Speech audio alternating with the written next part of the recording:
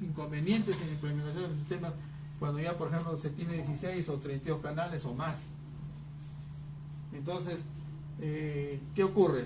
Creo que aquí también, por ejemplo, dos señales de información producen dos canales fantasma, 3, 12 y así, ¿no? Pero no es lineal, no es lineal. 16 canales, 1920 canales fantasma. Entonces, ¿cómo solucionamos eso? De dos maneras.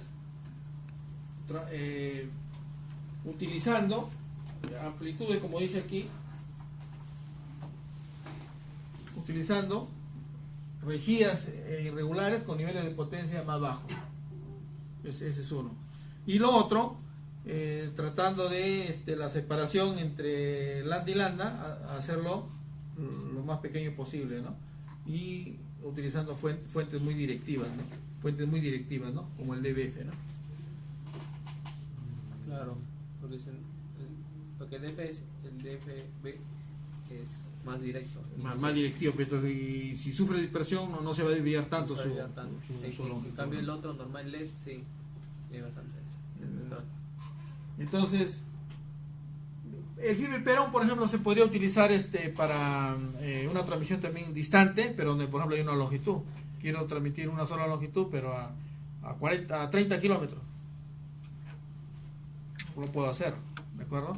Pero si yo por esos 30 kilómetros voy a llevar más de una longitud, 16, 32 longitudes, entonces ya el Fiber-Perón ya no me ayuda ya, a pesar que tiene buena intensidad.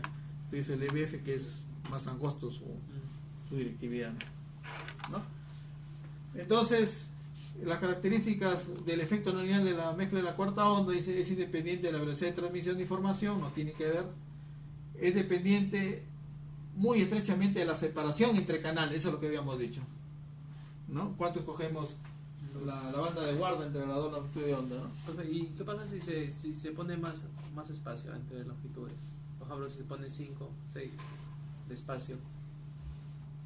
Más bien, cuando hacemos la longitud más pequeñita, ahí donde en la mezcla de la cuarta onda es más probable que... Claro, pero cuando lo colocamos más... ¿Cómo más? Por ejemplo, más espacio entre las ondas. Ahí menos probable, pues, ¿no? ¿No se puede? Sí se puede, pues, pero ya no, pero la idea es llevar más información, ¿no? Ya, entonces como que limita la información, ¿no? Dice, es dependiente muy estrechamente de la separación entre los canales, o sea, quiere decir que le afecta, ¿no? Y la dispersión cromática de la fibra. A menor separación entre canales y menor dispersión cromática, el F aumenta. A menor separación entre canales. Claro, pues, ¿no? Más pequeñito.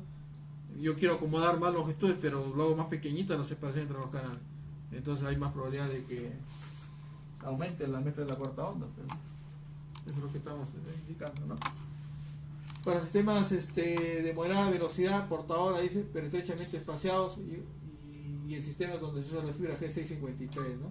La mezcla de la cuarta onda debe ser considerada y evaluada, ¿no? O sea, estamos hablando ya que para velocidad moderada estamos hablando ya de gigabit, ¿no? Gigabit. Velocidad moderada, un gigabit es una velocidad moderada ya, ¿no?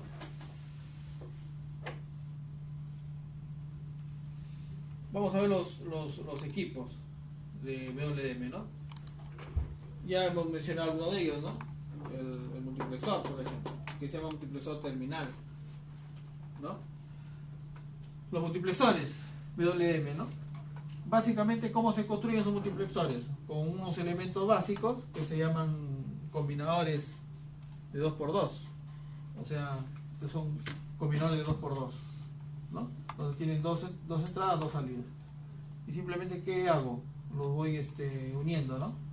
Por ejemplo, aquí tengo combinador 2x2, se unen a las patitas del otro combinador del 2x2, igualmente ¿no?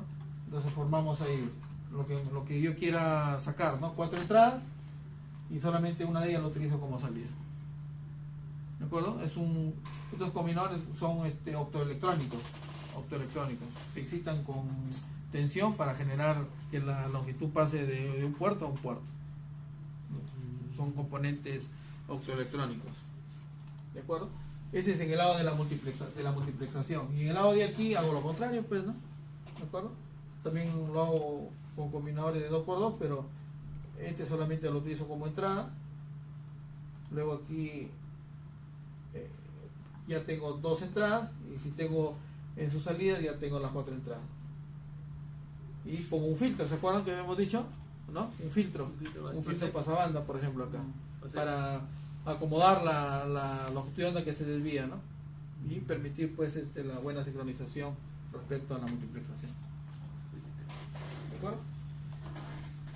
Entonces ese sería cómo se implementa un MUX de MUX. ¿De acuerdo?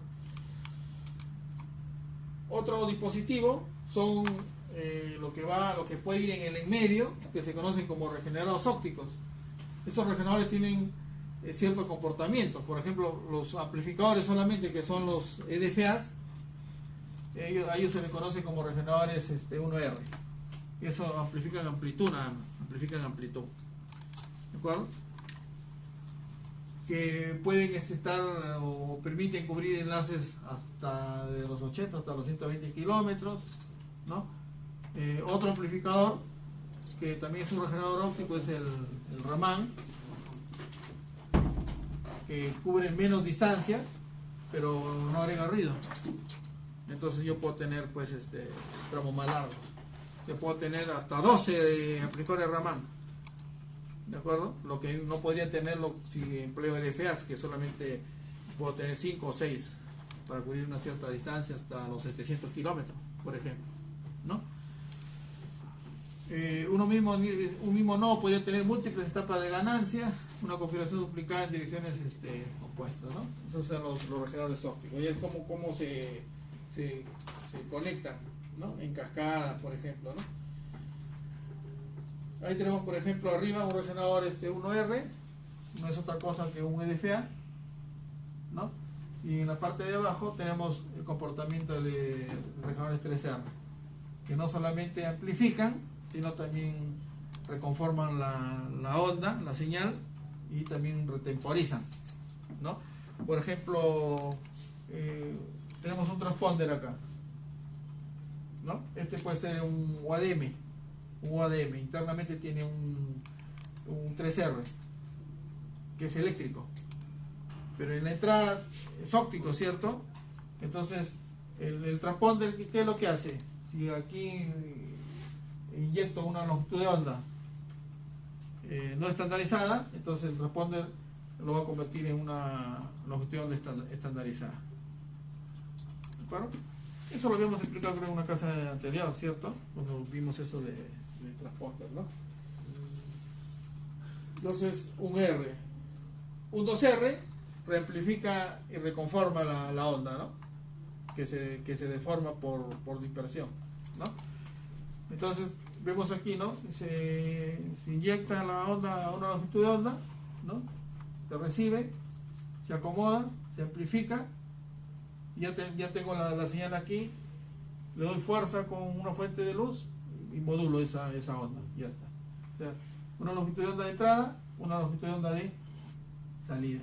¿Ese puede ser el bombeo? ¿Cómo? La técnica del bombeo. No, acá no. Acá no se hace bombeo, ¿no? Acá solamente se reamplifica y se reconforma. Va a depender del dispositivo, ¿no?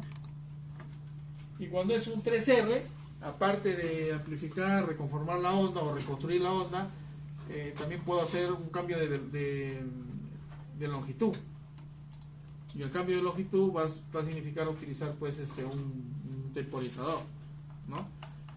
Entonces acá miren, se inyecta la longitud, no se detecta, un temporizador, clock, se reconforma, se amplifica y ya está la señal. Le doy fuerza con una fuente de luz y ya tengo la longitud de onda. ¿De acuerdo? Y como pueden ver ustedes aquí, miren, tengo longitud de onda. La longitud de onda de aquí se va a acomodar a velocidades, por ejemplo, de 2.5, de 1 giga, de 400 megabits. Entonces la única manera de poder pasar longitudes de una a una velocidad distinta es con un 3R. No podría hacerlo ni con un R ni con un 2R, solamente con un 3R, porque puedo yo retemporizar. ¿De acuerdo? Esa es la idea de un 3R, ¿no? Esa es la idea de utilizar un 3R, ¿no? Y acá está, miren lo que habíamos dicho. ¿Qué hace el transponder? ¿Qué está haciendo el transponder ahí? Miren. Ahí se entiende con el gráfico nada más. El router inyecta una longitud de onda no estandarizada, no ITU. ¿Y qué hace el transponder? Lo pasa a una longitud de onda estandarizada. Esta es la función de un transpondedor. O sea, cumple dos funciones básicamente, ¿no? Convertir una longitud de onda y segundo, internamente procesar eléctricamente, ¿no? Procesa eléctricamente y convierte una longitud de onda a un valor distinto, ¿no? De una longitud estandarizada a una longitud no estandarizada a una longitud estandarizada. ¿De acuerdo? Esa es la idea. Entonces, este equipo es un OLT, por ejemplo, un terminal de línea óptica. ¿Dónde se emplean los OLTs? En las redes de fibra hasta el lugar, ¿no? Casa, edificio, apartamento. ¿De acuerdo? El OLT normalmente, por ejemplo, esto es una conexión punto a punto entre OLTs. Un router y un conmutador, ¿no? En el otro lado un router y un conmutador. Es una topología punto a punto entre OLTs. ¿De acuerdo? Que podría ser entre dos operadores, por ejemplo, ¿no? La comunicación entre dos operadores a través de red de fibra, ¿no? Y este es un conmutador óptico. O sea, ¿cómo muevo yo una longitud de onda? O sea que un OADM internamente tiene un conmutador, ¿cierto? Porque ¿cómo muevo una longitud de onda de un puerto de entrada a un puerto de salida? Tiene que ser con un conmutador. O sea que el conmutador óptico es clave, miren, en casi todos los equipos. O sea que lo puedo tener en un MUX, o sea, en un OADM, ¿no? Permite la conmutación de las series dentro de un formato óptico. ¿Y cómo es esa conmutación? Puede ser de dos tipos. Una conmutación directa, por ejemplo, inyecto por aquí la longitud, conmuta puerto de entrada, puerto de salida. Igualmente, puerto de entrada, puerto de salida. Conmutación directa. Pero yo también podría hacer esto, ¿no? Puerto de entrada, puerto de salida, por aquí. Entonces ya es una conmutación cruzada. Conmutación directa y aquí conmutación cruzada. ¿De acuerdo? La conmutación cruzada, ustedes dirán, ¿y cuándo utilizo eso? ¿Por qué por aquí no saco la onda y por aquí saco la onda? O sea, conmutación directa. ¿Cuándo voy a utilizar una conmutación cruzada? Cuando, por ejemplo, voy a unir dos anillos, ¿no? Cuando, por ejemplo, voy a unir dos anillos.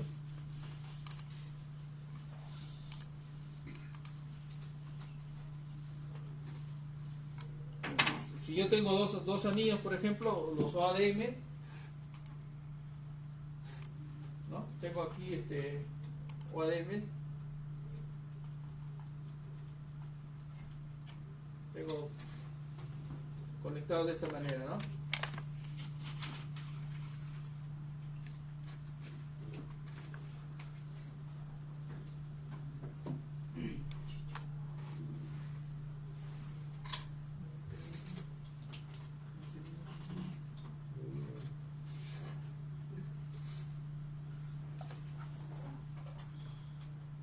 Entonces yo puedo tener esto, ¿de acuerdo?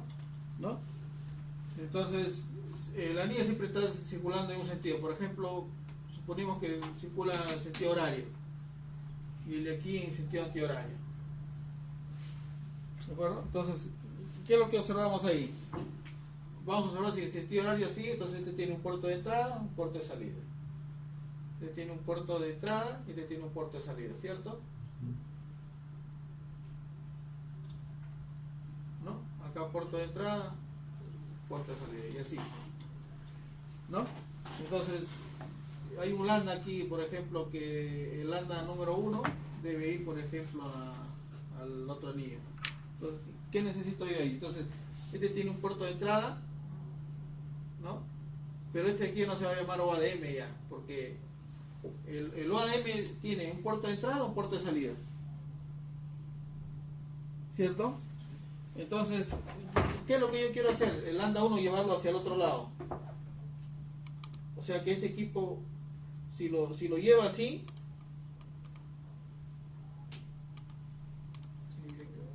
es conmutación directa. O sea, por ejemplo, aquí llevo lambda 1. Pero si yo quiero después tener un lambda 2, pero que vaya al otro anillo, entonces yo puedo hacer esto, ¿ves? Como entrada. ¿No? Entrada. Entonces, ¿eso ya qué sería? Una conmutación Cruzada. cruzada. Entonces, este sería entrada y este de acá, ¿qué sería? Salida. Salida. Entonces, recirculo la longitud de onda hacia este lado, así, ¿no? Entonces, viene la lambda por acá y ahora el lambda se viene así. ¿De acuerdo? Entonces, para eso se utiliza este conmutador de estado cruzado, ¿no? ¿Cómo se llama este equipo que hace esta tarea? Este es un OXC, ¿no? Un cross cone óptico. Un cross cone óptico. Pues se llama cross cone óptico porque hace esta parte, ¿no? Un cross cone óptico. ¿De acuerdo? Entonces, este miren es el conmutador, ¿no? De 2x2. Es un acoplador eléctrico óptico, como habíamos indicado, ¿no? Que lo polarizo, digamos, de manera directa, ¿no? Inyectando una tensión, ¿no? Y esa tensión va a permitir pues que la longitud que está aquí pase hacia una de las salidas, ¿no? Sea directamente o sea de manera cruzada, ¿no?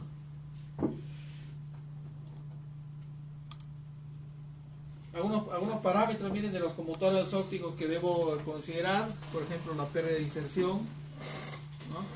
El aislamiento de diafonía, penalidades de potencia de diafonía, ¿no? por interferencia, ¿no? Pérdida dependiente de la polarización, requerimiento de potencia, dice, bueno, lo que se requiere, ¿no? Tiempo de conmutación o velocidad, o sea, este anillo puede tener doble anillo, sí, ¿no? Que en caso digamos se rompe el anillo, por ejemplo, el principal.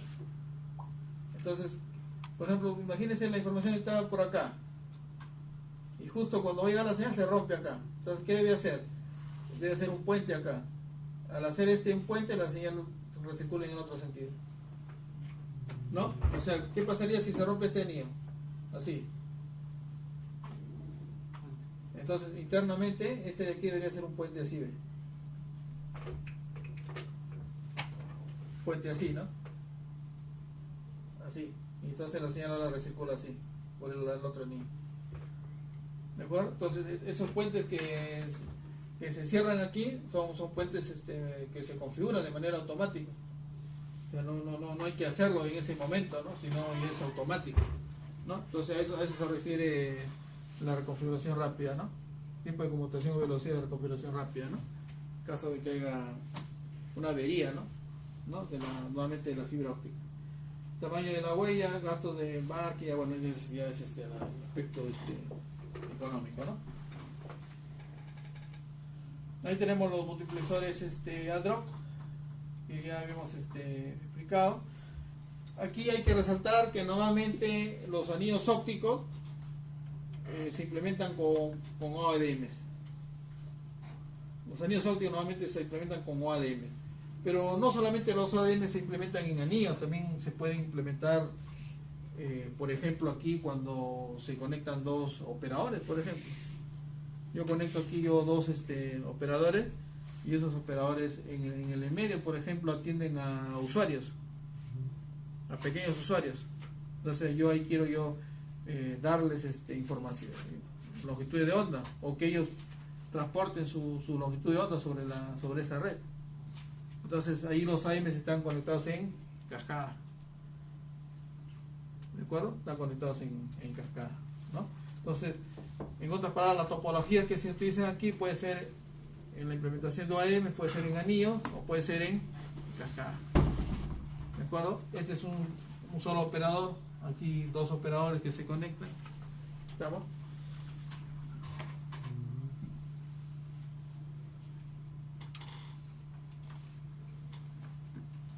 características, por ejemplo, deben o qué atributos deben considerarse en la selección de un OADM? Entonces, el tamaño del OADM, o sea, el número de longitudes. ¿De acuerdo? El número de longitudes, ¿no? El número de longitudes que va a multiplexar, de multiplexar, ¿no? 4, 8, 16, entonces ya lo consideramos si es un OADM para CWDM o para DWDM, ¿no? La operación de disección y extracción, limpia, dice arquitectura modular, ¿no? Las impresiones de la capa física óptica, la reconfigurabilidad, porque también el OADM puede ser parte de un anillo óptico, ¿no? De un anillo óptico, y los costos, ¿de acuerdo? Internamente miren cómo se está implementado con un ADM, no es otra cosa que acá un DMUX, ¿no? Este es un DMUX. Aquí tenemos la longitud que conmuta, ¿no? Acá un DMUX, y aquí, ¿qué es lo que pasa? Las longitudes que están pasando directamente, pass-through óptico, las longitudes que pasan acá directamente, nuevamente, por ejemplo, este anillo, yo podría decir que es un anillo, un STM16, por ejemplo. ¿Qué significa? ¿Qué significa un STM16? ¿No? Por ejemplo, yo puedo decir que este acá es un STM16. Este acá es un STM16. ¿No? Quiere decir que estoy transportando, o sea, una red SONET. ¿De acuerdo? Estoy transportando una red SONET. Un STM16 que equivale a ¿cuánto en velocidad? 2.5 gigabits, ¿no? 2.5 gigabits. ¿De acuerdo? Entonces, si aquí aquí es si por aquí, por ejemplo, van 4 longitudes, ¿cuánto sería la velocidad de cada longitud? O la velocidad total, ¿cuánto sería? 10 gigas. 10 gigas, ¿cierto? Y cada longitud sería de 2.5. Entonces, la longitud que va por aquí, ¿cuánto sería? 2.5. La otra longitud que va por acá, ¿cuánto sería? 2.5. O sea, irían 4 longitudes de tránsito, de 4 longitudes, de 2.5 cada longitud. Y eso es lo que transporta los 10 gigas. ¿De acuerdo? Pero yo aquí también quiero una de las longitudes, quiero drenar una de las longitudes. Pero drenar una de las longitudes, ¿qué significaría? De que yo no voy a bajar la velocidad de 2.5 gigas. Yo quiero bajar, por ejemplo, una E1. Una E1 que es 2 megas. ¿No? Entonces esa ya no es una longitud de tránsito. ¿De acuerdo? Entonces el OADM tiene esa característica, que transita una longitud de onda primaria, y puedo bajar o subir longitudes tributarias, ¿no? O sea, hay longitudes primarias y hay longitudes tributarias. Las longitudes primarias tienen nivel, ¿no? Este es el nivel 16, ¿no? O podría ser un STM1, un STM4, un STM32, por ejemplo, ¿no? 155 megas o 622 gigabits, ¿no? Gigabit. Y el 32 sería 10 gigas, ¿no? 10 Gbps. Y si quiero pasar a un STM, ¿cuál sería el siguiente? ¿Este es 32 o 64? 64 es este de acá, 64. Y este sería, es de 4 y 4, ¿no? O sea, 4 sería el otro 16, y de ahí ¿qué vendría? 64. 10 gigas. Y de ahí 64, ¿qué vendría? 128. 256. 128. ¿Ah? 128. 128. ¿Qué vendría ahí?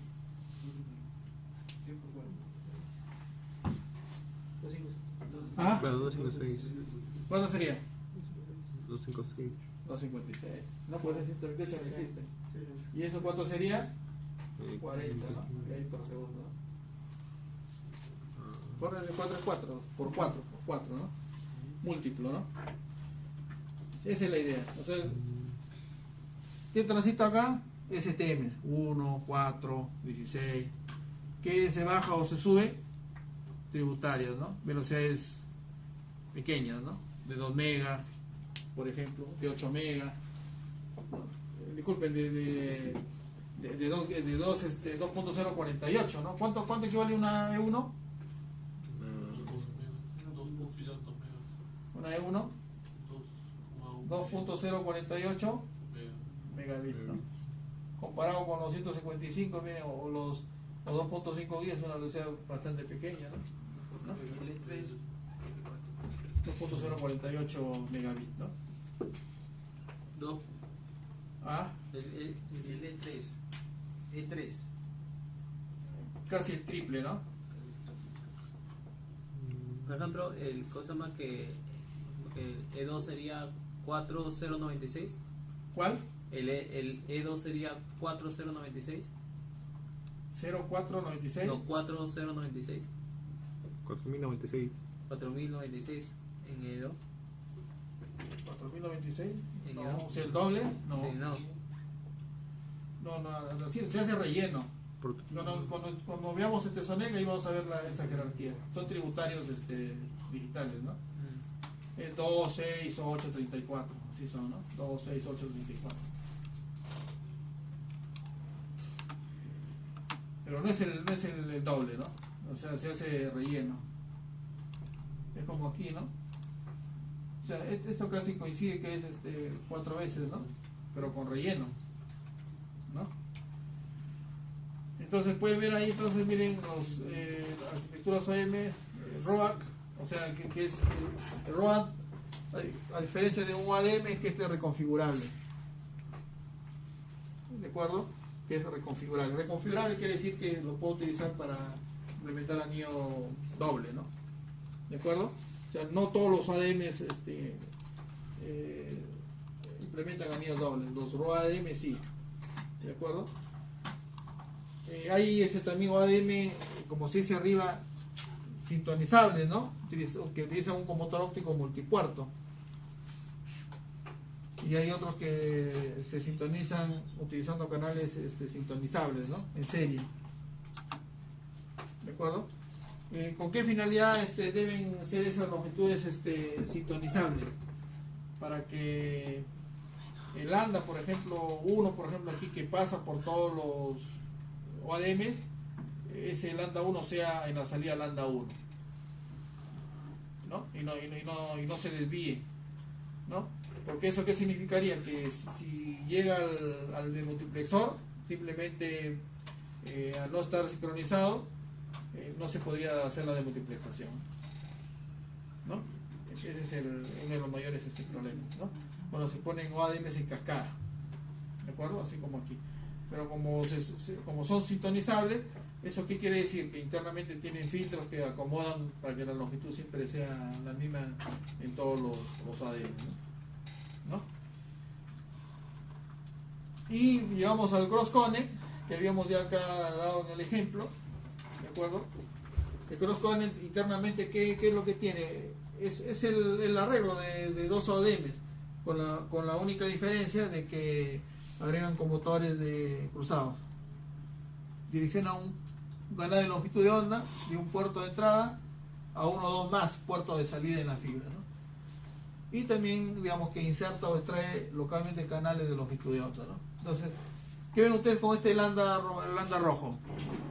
Directamente, o sea, una conmutación directa, ¿cierto? ¿Ven aquí que hay una conmutación directa? O sea que esto es un anillo así probablemente, ¿cierto? Mientras que este azul de aquí, ¿qué está ocurriendo aquí? ¿Qué está ocurriendo acá? O sea, sale por acá también, ¿no? Pero ahí ¿qué ha hecho? Ha hecho una conmutación cruzada, ¿no? Una conmutación cruzada. ¿De acuerdo? Entonces, para formar un crostone óptico, ordenamos, digamos, o juntamos, como dice aquí, ¿no? Multiplexores y desmultiplexores, ¿no? ¿Recuerdan que tenemos esto de acá? Al final, ¿este qué cosa es? Un demux, y este de acá es un multiplexor, ¿no?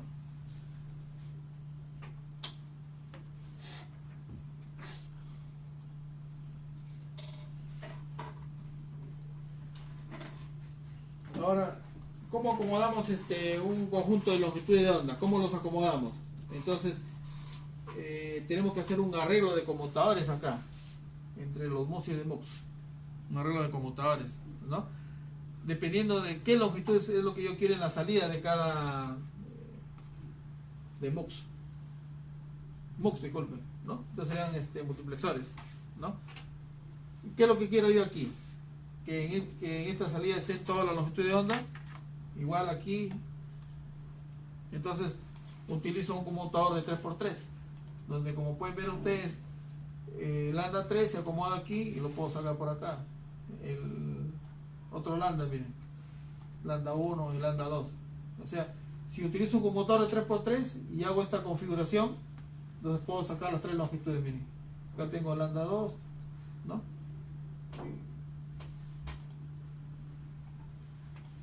Lambda 3 en este lado.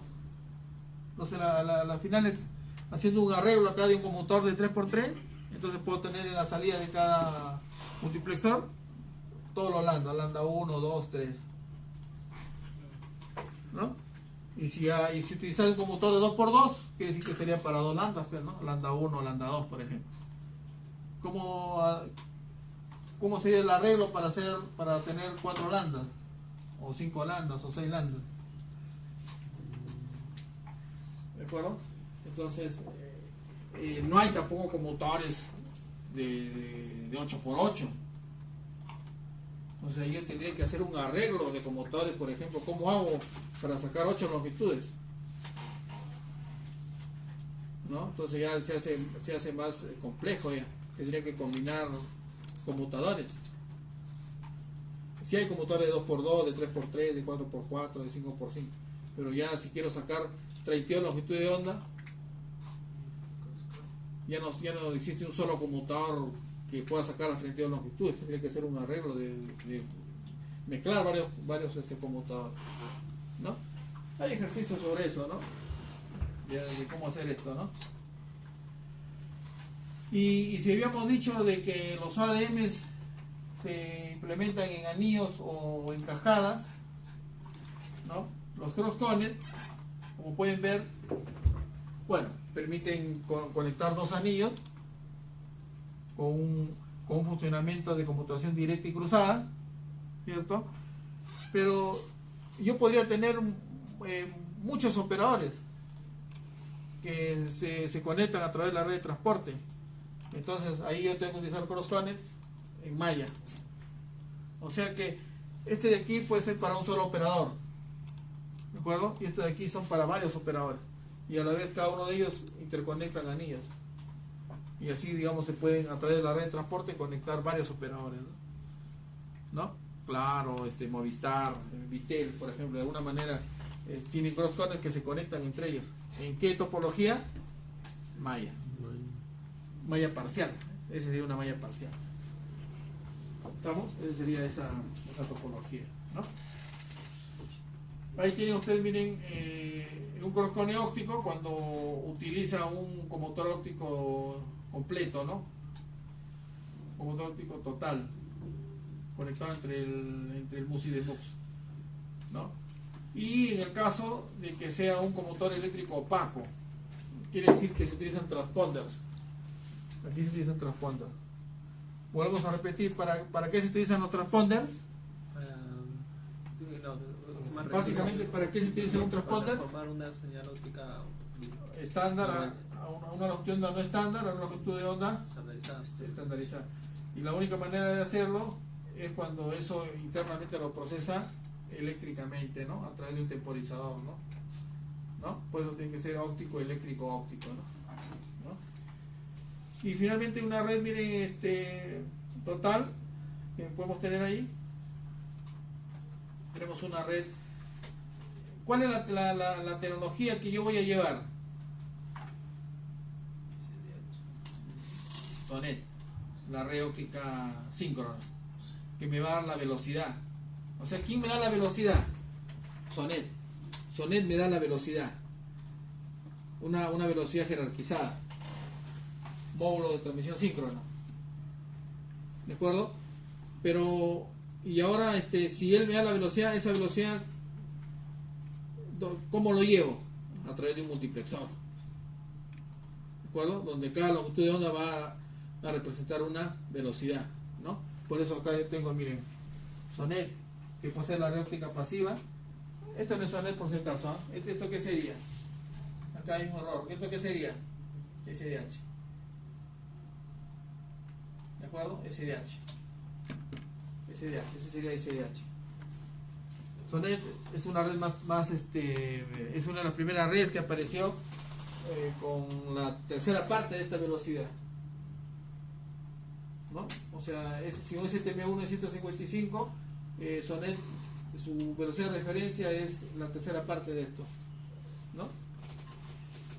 ¿De acuerdo? O sea que puede ser Sonet, puede ser SDH, ¿no? Y lo que implemento, digamos, para llevar estas tecnologías, utilizo OADM, ¿no? Le agrego la para que sea óptica o ADM. ¿De acuerdo?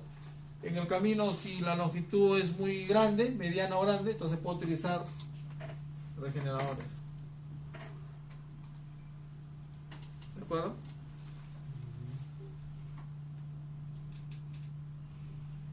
Y aquí miren lo de la longitud de onda, ¿no? El espacio, por ejemplo, hay una norma inicial que fue implementada, digamos, por CWDM, ya lo borré, ¿no? Por CWDM. ¿Qué dice esa norma? Que el espacio entre la longitud de onda es 20 nanómetros.